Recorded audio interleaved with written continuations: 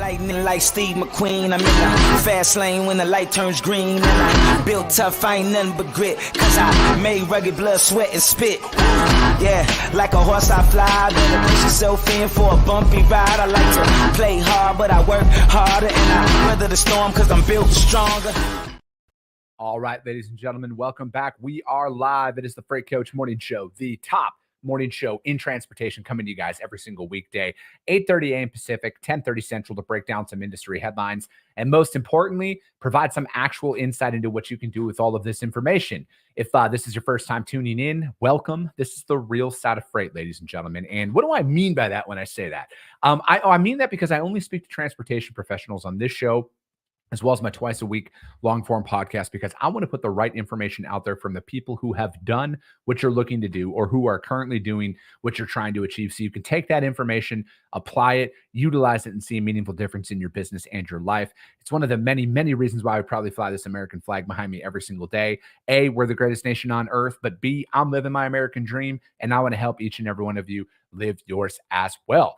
All right, I got a very special guest for you guys here today. It is, it's all over. I do have to say we were the first ones to kind of break this out there last week publicly to talk about this specific case. So, I got to give myself some props there. But, we're kind of dive back into the whole TQL ruling, and mainly how it's going to change the landscape of like compensation and everything in the industry.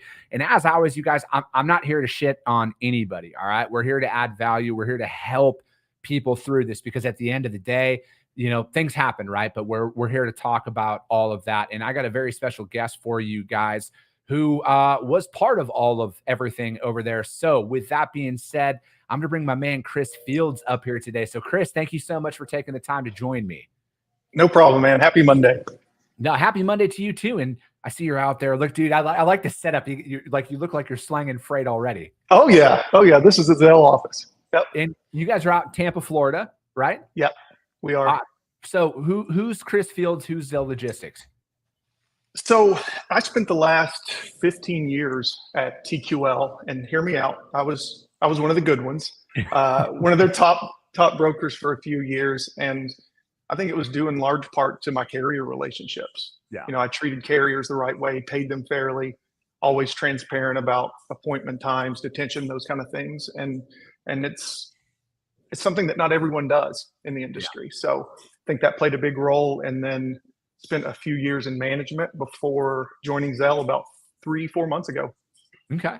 I like it, yeah. Man. It, like we were talking, because we got connected through once me and Matt Leffler went live on everything. And then, we had connected after that. And, I think that there's a lot of stuff out there, but like we were discussing, when we were talking on the phone on Friday, of like, right.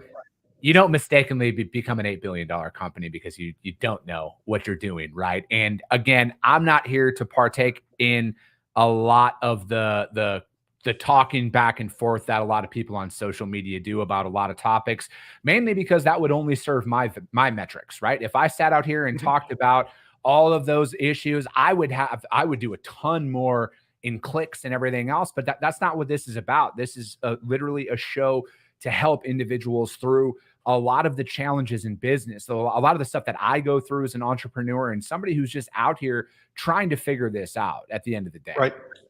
Right. The decision's been made, and whether you agree with it or not, it's going to change the landscape a little bit. And I know we talked about it last week. The family trees from these large brokerages are pretty wide and far reaching. And what I don't want to happen is someone who said, well, they're doing it and it's okay. Well, I'm going to replicate that. Yeah. And then maybe they don't have the financial resources to tackle something. So I think it's like you said, we've got to bring awareness for it. No, definitely. Sonny Sharma, good morning. Orange Shirt Gang, happy Monday. Corey Buchan, happy Monday. Tracy St. Clair watching over on YouTube. Thank you for tuning in. Carlos Toomer, good morning to you. Thomas Wiedering, good morning. John Rand Vadsky, good morning. Mark Jones, everyone, he says, create a good day out there. April Maroney, what is up? Move that freight Monday. Bob Hasradi, let's go and let's get it, man. All right. Yeah, dude, because, I think at the end of the day, there's a lot of the, because like I was talking about last week, I'm not going to go into details of it, but I've been involved in a very similar style suit, right? And Mhm. at the end of the day, I just wanted to like move on with my life, right? Like I wasn't out there Right. poaching anything. The fact that like everything's settled in my case, so I'll I can speak freely about a lot of it. Right. But for me, at the end of the day, it was eerily similar to everything that you were talking about. So like, what was that like out there, man, when you're going down and, like the depositions and everything else that kind of come along with this? That's a good point, because it's not just the trial itself, it's all of the prep that goes into it. And if you get involved in something like this, you're pulled away from your business and you're not able to work with your customers because you're spending hours with attorneys and prepping for these things. So I think it can have a big impact, like I said, not just the trial itself, but all the work that goes into it. Were you aware about, from a compensation standpoint, like, were you aware what was going on? Did you have any idea? Because like I didn't, right? I was always under the assumption, and I was talking about this with Leffler last week on the Mhm. show.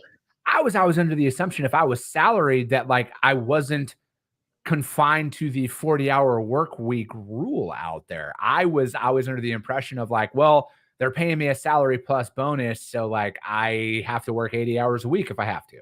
Right. Yeah, I hired hundreds over the years there. And, what I will say is they all knew what they were getting into. It's all explained up front, but I'm no attorney and I don't, as far as behind the scenes and how that works, it's not my decision to make. But everyone was told, this is the job, this is the compensation, those kind of things. Yeah. I almost wonder though, Chris, is it's like how many people out there have misclassified their employees unknowingly or knowingly. And, it's going to be interesting to see, like, because, again, I almost wonder what's been going on behind the scenes, because like this was a long time. I mean, this was like a Mhm. 13-year lawsuit that was going on. So it's like this wasn't something that was sprung up. And, you're almost wondering, talking about that effect of how many other organizations have spawned off of some of these large Right. brokerages, how many of them have the exact same compensation model that they were taught, and they don't even know that it's wrong.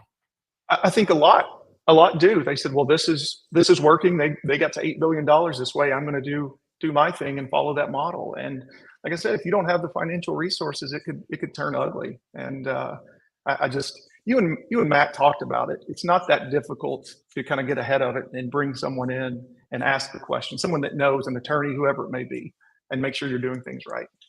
Yeah, it's you find yourself in a tough situation.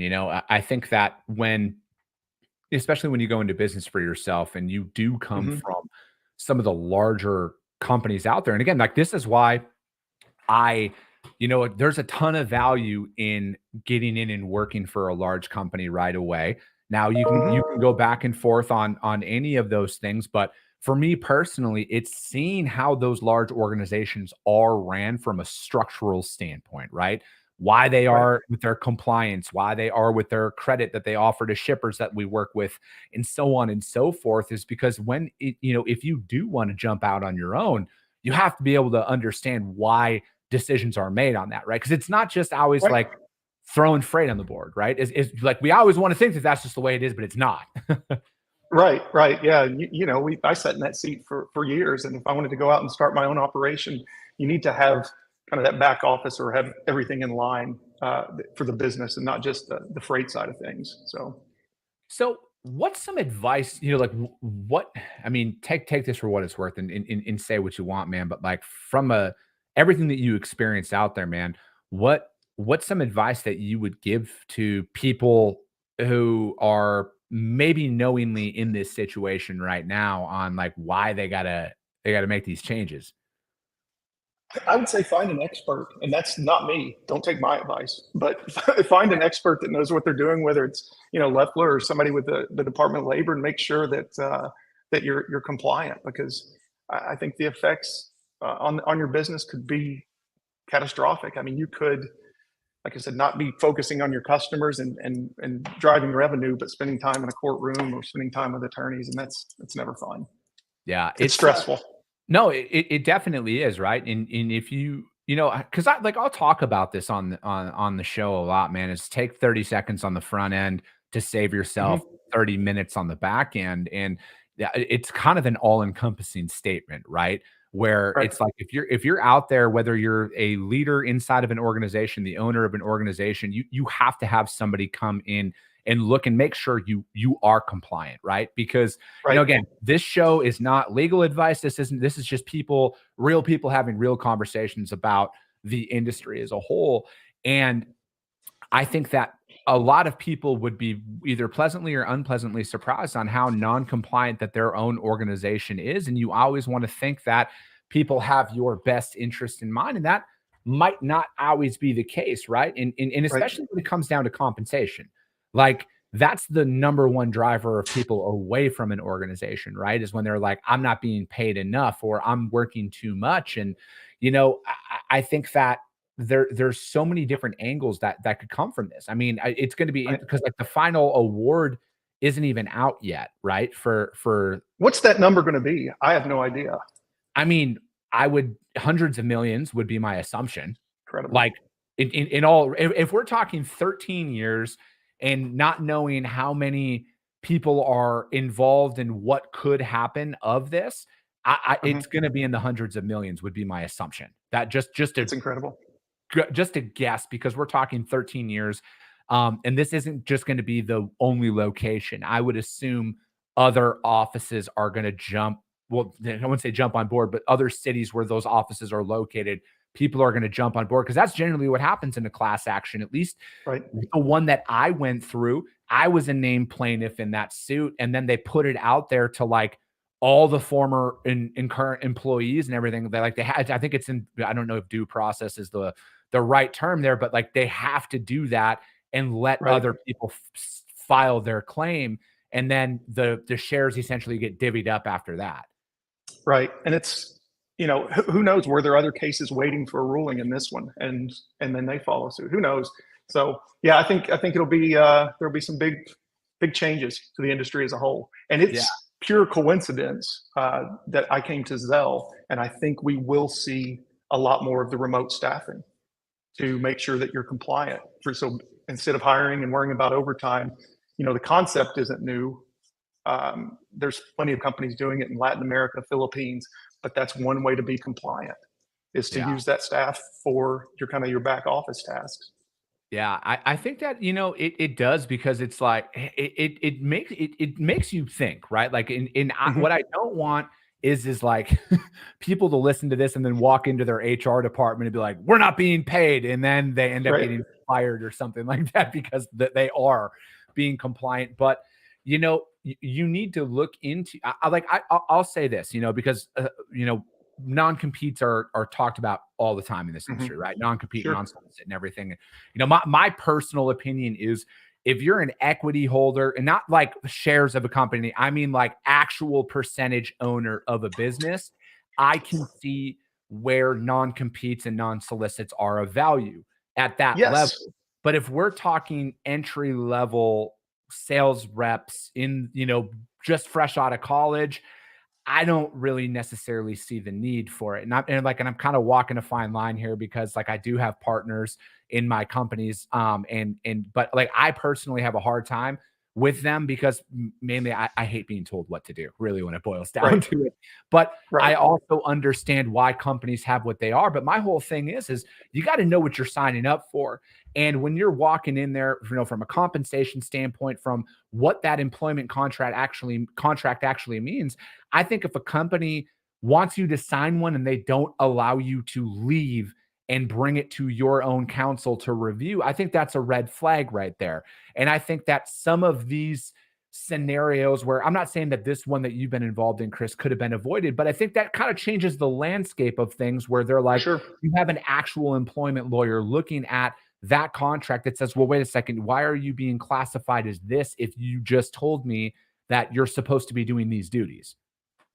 Yeah. And I think, put yourself in their shoes, 23, 24-year-old recent college grad. They want a job, they get a job offer, and then on day one, a big stack of papers is thrown in front of you and you're told to sign it. And you're maybe worried, well, if I don't sign this, do I get to keep my job? But you're right. If you don't get to review it or have an attorney review it, is that right? Maybe not, I think that, again, it's one of those, I would like to see more companies. And again, it's just like, I think long term about everything, right? Like Sure.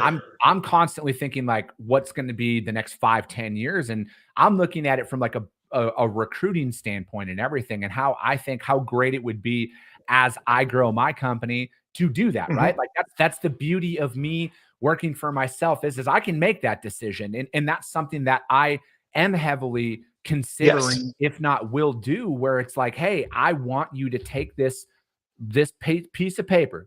Do not sign this until you talk to somebody who is in your corner. And if you come Mhm. back and you want to do it, go for it. We're on board. We'd love to have you. But and again, it's all a learning experience out there, because as Tony Darnell says, bang a gong. It's not always banging gongs and everything else, because this is people's livelihoods at the end of the Right. day, right? And it's not just from a monetary standpoint, it's a time standpoint. And how many individuals out there left the industry as a whole because they thought for whatever reason they couldn't get another job in it. And I don't know, I just believe in doing the right thing, right? At the end of the day, I And truly do.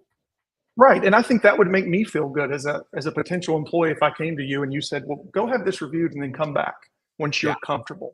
That would, give me some confidence. And I think the landscape as a whole, I think we see a large shift towards the agency model, and maybe less of the big brokerages where you've got your sales guys and girls who can run, and then you've just got support behind them, whether that's under some of the large agencies or just Yeah. your own operation. But I think we move in that direction because people are afraid of compliance issues.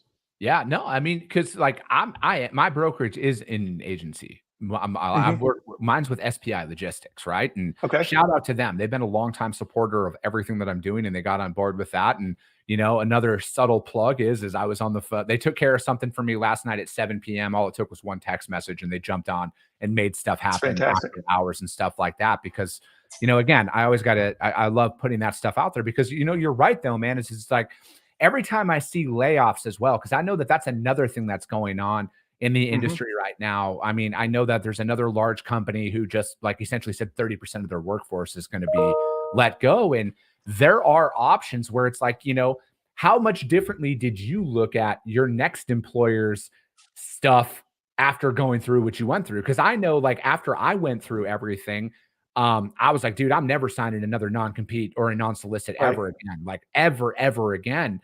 And going out there on your own, those are decisions you can make, right? And I personally think the agency model is like the wave of the future, because I think so. it gives you an opportunity to be your own boss and do your own, because not everybody out there has. I mean, I openly talk about this. My goal is to build the largest freight transportation company in North American history. I'm going to make CH Robinson look like a startup when I'm done. I love it. That's not shade to CH Robinson. They've just been number one for a very long time. And my goal is to make them look like a startup. But not everybody has that mentality. Some people are like, man, I just want to run my own book of business. I want to Hmm. go out and golf. I want that work-life balance. I don't possess that mindset of a work-life balance. But Right. that's not everybody. Some people do. And the agency model is a thing. And how much more in depth are you looking at employment documents now if you are going to get another job based on that experience? Yeah, and I think exactly what you said, going the agency route where they can take care of that, and just you focus on driving your book of business and focus on getting more customers and toppling CH Robinson apparently. Right. That's right. I It's going to love it. happen, man. It's going to happen. It's What's your timeline? What's your timeline to get to number one? oh, dude, I have a very bold goal. Like I'm moving it up right now. December? Yeah, December of this year. No, my goal is 50 billion dollar operation. That's I what it is, love man. it. It's going to It's happen. fantastic. It's within a yet to see timeline. I believe in setting goals that like scare the shit out of yourself when you say them Hmm. out loud. And I Right. mean, I put one out there, 3 billion in revenue in 5 years, right? Like I look Why at it not? like this. I look at it like this. Arrive Logistics, who I have all the respect in the world for, they did it in like 8, right? So if they can Yeah. do it in 8, why can't I do it in 5? So Yeah. it's all doable, right? It's all doable. Yeah. And I think from, but it's also doing the right thing by your people to get there, right? Because I can't do it by myself, right? And Hmm. I want to change the landscape of the industry. I want to level up everything. The I want to set the tone for how things can be done right and at scale. And again, I Hmm. have nothing against TQL at all. I have nothing against them Right. personally. Again, I have all the like you got people can shit on me for saying this. I have all the respect in the world for a guy like Oaks for starting that and building that up because again, you don't mistakenly become an $8 billion organization. You don't. You're right. That Yeah. takes a lot of hard work and a lot of doing the right thing. But things come about when you do grow, when you do scale, you're going to get sued. You're going to realize that, you know what? Maybe I was doing the wrong thing in an area Well, and you're going to have to make right by that. yeah. And you said it, you don't build that business by mistake. And I still have a ton of friends there. I think they are a great company. Their training is top notch. Mhm. Now, what you do with that training Yeah. is up to you. And there's some that go this way and others that go, but yeah, you can't fault them. It's a great company, great organization. You So know, you just gotta, as you grow, you have to make sure that you're covering your bases.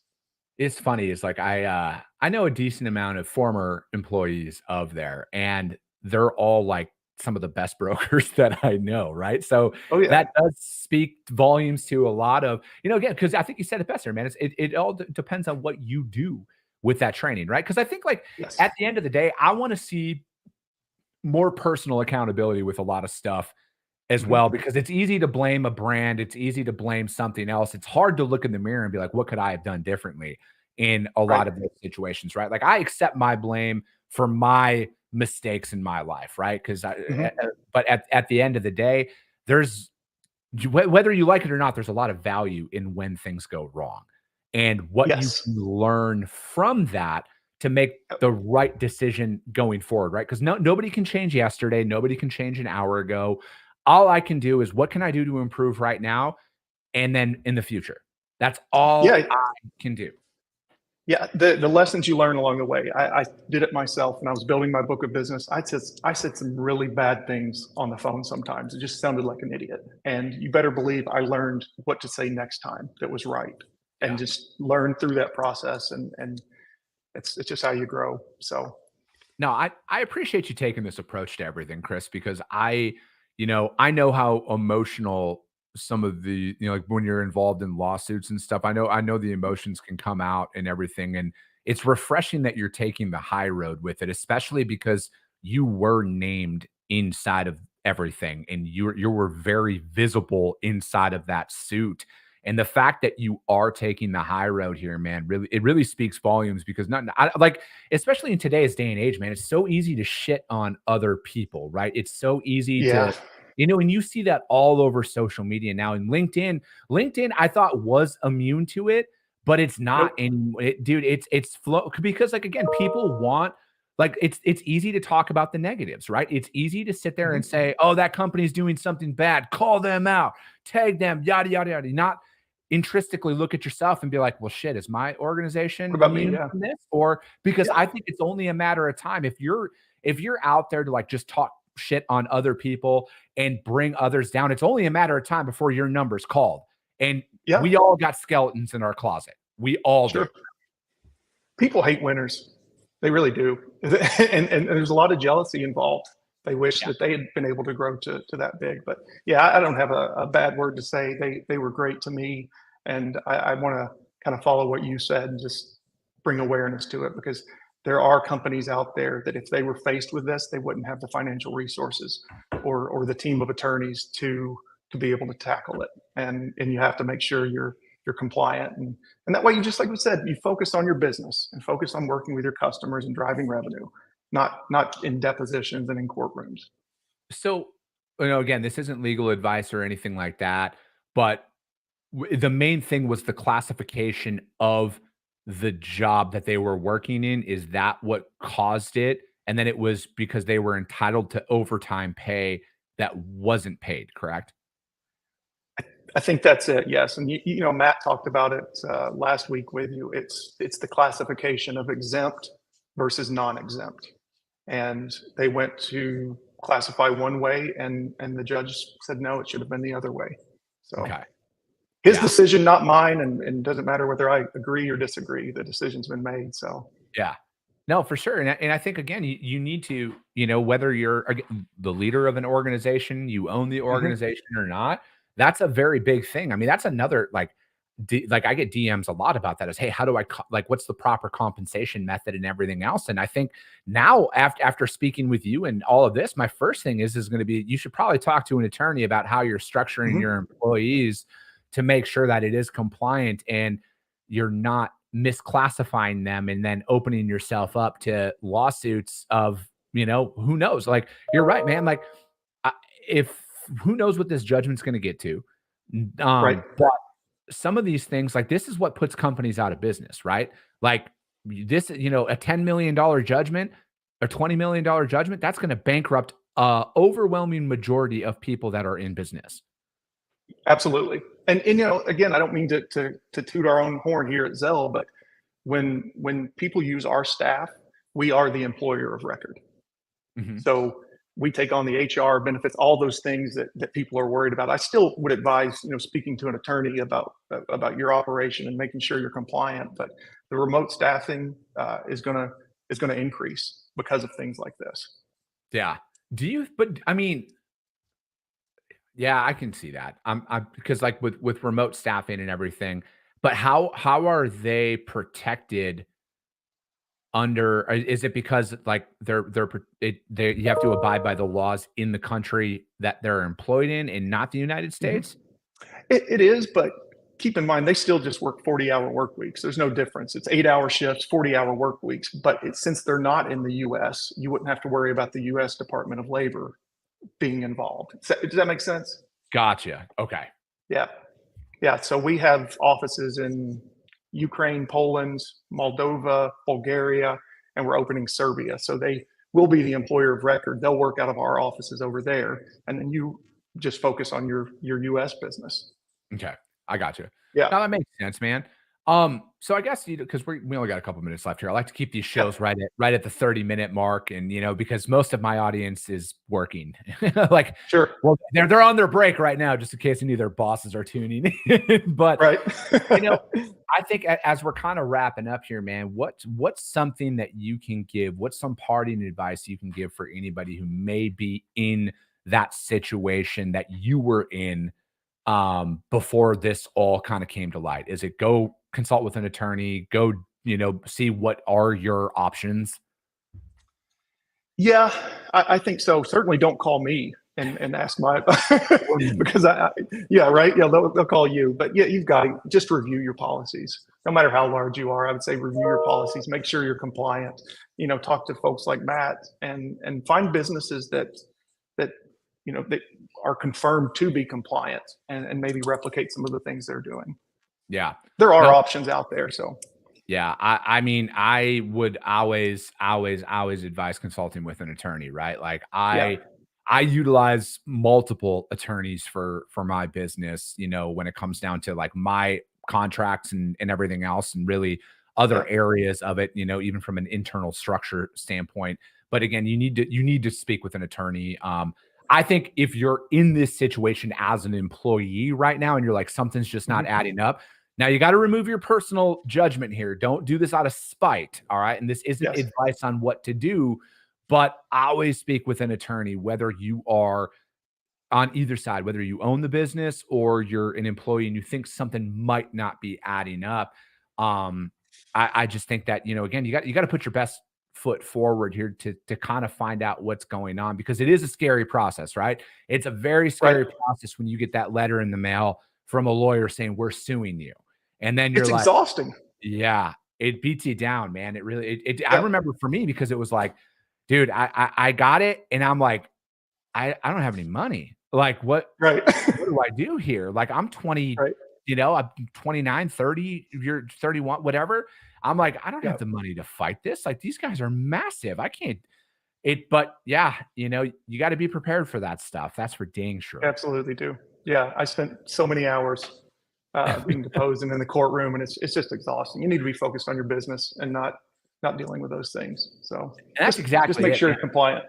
Dude, and that's exactly it. And I'll kind of wrap up with that. It's like, imagine how much more revenue you could make if you just do the right thing the whole time, as you're building and scaling, running those compliance checks inside of your organization, hiring consultants and everything to stress test your stuff to make sure you're in line. So you can focus on growing your business and putting out the quality product and hitting 5 billion or 3 billion in revenue in 5 years, like Freight Coach Logistics is going to do. But that being said, Chris, I appreciate you joining me and talking to me about this. And again, you guys, we're not here to shit on anybody. We're here to provide value. And that's what I know we did with this one, man. But I mean, if you want, how do people reach out to you to find out about Zeal and everything?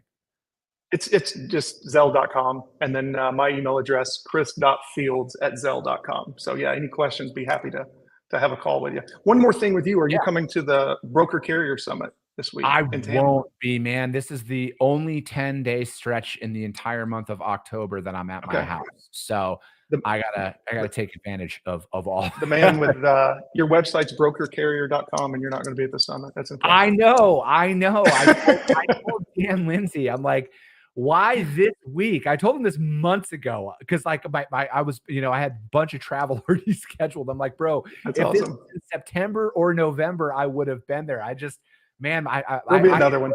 I enjoy my wife not wanting to kill me. So there you go. Good stuff. Perfect, man. Well, hey, that's going to be it for today, you guys. We'll be back tomorrow, 8:30 a.m. Pacific, 10:30 Central. As always, if you guys got value in what you heard today, subscribe to the show, you guys. Get it out there to your network. That's how we grow. That's how we are number one, is because of each and every one of you, and the fact that if you see value, your network's going to see value as well. I appreciate you guys. I love you guys, and we'll be talking to you soon. And now I don't have